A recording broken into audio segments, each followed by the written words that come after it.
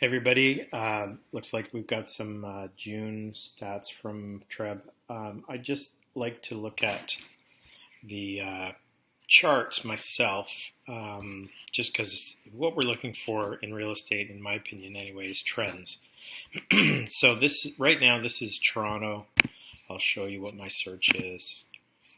This is a Toronto detached, and I'll add attached as well.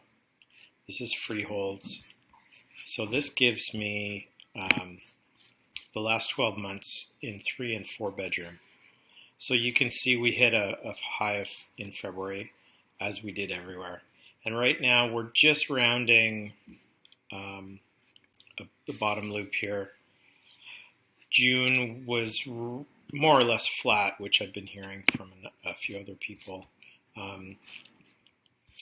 So that's Toronto. I mean, Toronto is it's a very broad statistic. But let's look at Durham region, and I'm going to look at Ajax first. Same criteria. So we see the same January, February peak, and then a bumpy road down, and we showed a trend, a downward trend. We've hit 12-month. We've already hit a 12-month low, in a very broad sense. So that's Ajax. Let me hit Pickering. So I like to look at these separately just because there is different features to the areas. Obviously, we see this in a little different light with Pickering. Again, we're at our high. We looked at it, according to this anyway, we hit a low at the end of June, and then, the end of May, and then June is showing some upticks in detached 3 and 4 bedrooms. Or detached and attached 3 and 4 bedrooms. This is something that I think we're going to start seeing more of in different areas, as we're starting to see pricing not going up tremendously, but we'll start to see some pricing recovering. Here we are again. This is Whitby. Peak in January, February, trough May, June, and we're up in the trend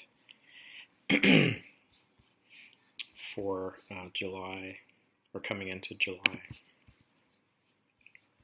And then lastly, do Oshawa.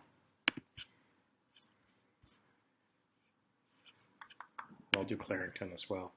So there's Oshawa. So we see something a little different in Oshawa again, peak, and then we've seen a steady decline. And this is relative. This is median price. So we're roughly the same as August last year, a little bit lower than August last year. So that's Oshawa. But again, Oshawa is a little different market. There's a lot of different classes of properties in Oshawa, older homes, things like that. So that probably skews things a little bit as well, because you've got a selection of newer homes in the north area, and then central and south Oshawa, you've got a lot of older homes. And then we have Clarington, so a much more smoother line. Again, we see the same highs in January, February. And then coming into